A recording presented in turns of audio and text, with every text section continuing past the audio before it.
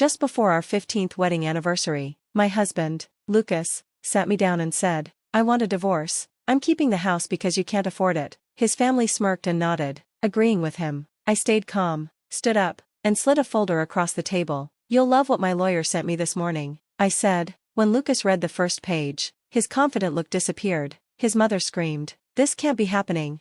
I sat at the table, holding my coffee, as Lucas cleared his throat. His parents were with him, his mother smirking, his father looking bored. Like this was just another day. Lucas leaned forward, like he was making a business deal, and said, "I want a divorce. I'm keeping the house because you can't afford it." His mother's smirk grew, and his father nodded, as if they'd already talked about this behind my back. I felt sick, but I didn't show it. I had seen this coming for months. Lucas had been staying late at work, taking secret phone calls, and his family, who never liked me, had become even colder. Money was also a problem. Lucas's family was rich, but I wasn't. They always thought I wasn't good enough for him, just a small-town girl who worked hard to pay for college. They made it clear they thought I should feel lucky he married me. I ignored their comments and built a life with Lucas, or so I thought. But over the past year, our bank account didn't make sense. Our savings, which we'd built over 15 years, was disappearing, and I wasn't the one spending it. When I asked Lucas about it, he said, "I handle the money, don't worry about it," and kissed my forehead like I was a child. But I did worry, so I started looking into it, and what I found shocked me. Now, as Lucas sat across from me with his smug look, and his mother nodded like they'd won some battle I didn't even know about, I stayed calm. I put my coffee down, pulled a folder from my bag, and slid it to him. "You'll love what my lawyer sent me this morning," I said. Lucas frowned, his confidence slipping. He opened the folder, and as he read the first page, his face turned pale. His mother looked over his shoulder, and her face twisted in anger. "This can't be happening," she shouted. I leaned back in my chair. "Oh, but it is," I said, letting them read. "For 15 years, I thought we were partners, but Lucas had been planning this for a long time. I found out he'd been secretly moving money from our joint account into his own account, slowly at first, then more and more. At first, it was small amounts, but then it grew to thousands of dollars. One day, I checked our account and saw our savings, which should have been over $100,000, were almost gone.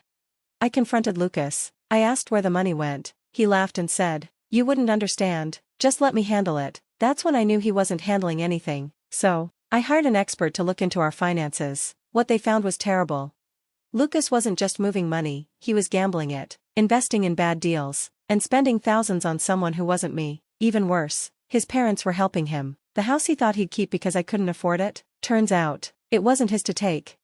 When we bought the house, Lucas's parents helped with the down payment. They made sure I knew how much they contributed, but they didn't realize their names were also on the house. That meant they had a legal claim to it. When I found out Lucas was trying to sell the house and other assets behind my back, I had the legal right to stop him. Because of his debts, his shady deals, and the fraud he committed in my name. Yes, I found that too. The courts wouldn't give him anything. The house, the accounts, the business he tried to start with stolen money, all of it was gone. The best part? His parents, who had smirked at me, now realized their son's financial ruin was also theirs. They had co-signed his bad investments, helped him hide money, and encouraged him to think he could throw me away and walk away unharmed. His mother clutched her pearls, and his father rubbed his face, realizing how bad things were. Lucas slammed the folder shut and said, "This isn't over." I smiled. "Oh, honey," I said, standing up and grabbing my coffee. "It was over the second you underestimated me." Then I walked out of the house, for now, because soon, it would be mine. Lucas sat there, angry and panicked. His mother was in shock, and his father flipped through the papers, his hands shaking. I could feel their world falling apart, but this was just the beginning. As I left the dining room, Lucas jumped up. "You're not taking my house," he yelled. I stopped and turned to him. "You mean our house? Or the house you tried to sell behind my back?" His jaw tightened, and his mother pointed at me, shouting, "You manipulative little." I held up my hand. "Careful," I said calmly. "Save your breath for the lawyers you'll need soon." Then I walked out the door and slammed it behind me. The next few weeks were chaos. Lucas called and texted constantly, switching between apologizing and yelling, "Let's talk. We can fix this. You have no right to do this. This is my house. You can't win." But I didn't reply. I let my lawyer handle it. Then Lucas made another big mistake. One night at 2 a.m., a neighbor called me. "Hey," she said, sounding worried. "I don't want to scare you, but Lucas is at the house, throwing stuff onto the lawn." I sat up in bed. "What do you mean?" "He's tossing furniture out the front door like he's crazy. His parents are there too." I got dressed. "Did you call the police?" I wasn't sure, but I think you should come. I grabbed my keys and drove over. When I arrived, I couldn't believe what I saw. The yard was a mess. My couch, chairs, and even my books were scattered everywhere. Lucas stood on the porch, breathing hard, while his mother shouted, "She doesn't live here anymore, get rid of it all." His father stood quietly, looking tired. I got out of the car, holding my phone. "What are you doing?" I asked. Lucas turned to me, his face red. "You left, that means you abandoned the house. It's mine now." I took a deep breath. "You really don't know the law, do you?" I walked up the driveway, holding up my phone. "By the way, the police are on their way." His mother yelled. "You called them?" "No," I said, smiling. "The neighbor did." Just then, police lights lit up the street. The next few minutes were a blur as the officers asked questions. I explained everything, and Lucas stood there, stammering. He realized he had made a huge mistake. In his desperate attempt to take the house, he had broken the law by illegally evicting me and destroying property. Now, he was in big trouble, but Lucas wasn't done yet. A few days later, my lawyer called. "He's fighting back," she said. "He's trying to drag this out in court." I sighed. "Of course he is. He's also claiming that you were the one hiding money," she added. I almost laughed. "Oh, that's ridiculous." "It won't hold up," she assured me. "We have all the records, but be ready, he's desperate, and desperate people do stupid things." Sure enough, the next day, I got a notification from my bank. Someone had tried to access my personal account, and I knew it was Lucas. He was losing control and trying to hurt me any way he could, but what he didn't realize was that I had been one step ahead of him the whole time. This fight wasn't over. Lucas trying to access my bank account was the last straw. Until now, he had been reckless, arrogant, and manipulative. But this was desperate and illegal. I didn't wait. I called my lawyer. "We need to freeze everything," I said. "All accounts, all assets. I don't want him touching a dime." She agreed and got to work. Within hours, Lucas was locked out of every account that still had my name on it. Then, I sent him a text, "Nice try. Hope you enjoy explaining fraud to the judge." He replied instantly, "You're ruining my life." I stared at the message, feeling a strange sense of satisfaction. "No, Lucas, you did that all on your own." But just when I thought I had him cornered, he did something I never expected. He moved his mistress into the house. And not just any mistress, it was someone I knew. Her name was Jessica. She was someone I'd met through Lucas's work events. She had always been too friendly with him, laughing at his jokes, touching his arm too much. I never thought much of it, but I should have. A neighbor sent me a picture of them unloading suitcases from her car, walking into my house like they owned it. I stared at the photo, shaking with anger. I wasn't heartbroken anymore, now. I was furious. This man had drained our money, cheated, tried to steal the house, and now he had the nerve to move another woman in before we were even divorced. I wasn't going to let this slide.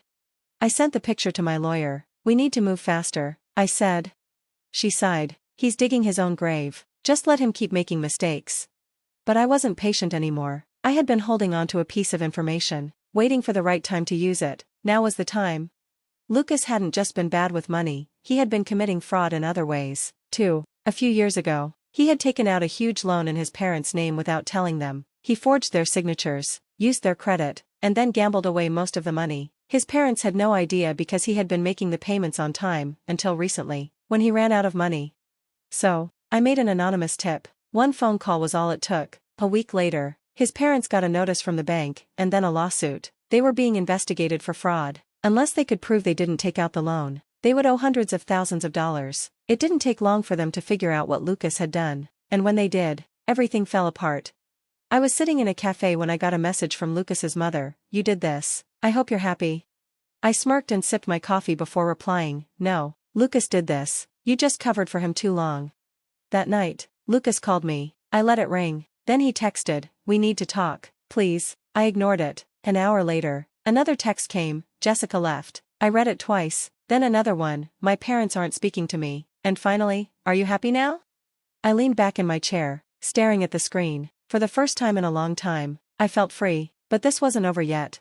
Lucas kept texting, desperate, but I didn't reply, not at first. Then, something changed. A few days after Jessica left him, I got a call from an unknown number. I usually wouldn't answer, but something told me to pick up. It was Lucas's father.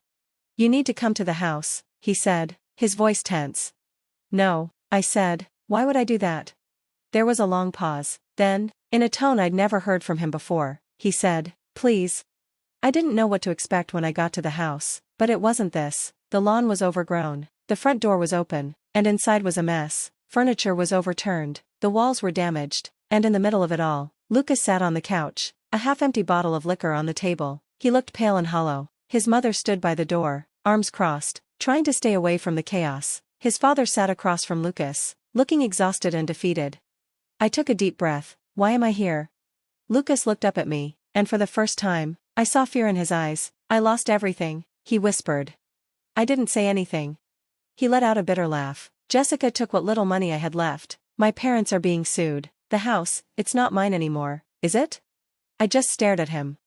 His mother snapped. This is your fault. I turned to her slowly. My fault? I repeated, my voice calm but sharp. Yes, she said. You could have walked away. You could have left this alone. But no, you had to destroy everything. I laughed without humor. I destroyed everything? Or did your son do that when he drained our accounts? Or when he committed fraud? Or when he moved his mistress into my house? She opened her mouth, but Lucas spoke first. She's right, Mom. His mother turned to him, shocked. Excuse me? Lucas swallowed hard. She's right. I did this. I thought I could start over, get rid of her and move on. But, he looked around at the mess. I lost, and now, I have nothing. For a moment, no one spoke. Then his mother turned on him. You're just going to sit there and give up? She hissed. What else can I do? He said, his voice breaking. I tried to fight, and I lost.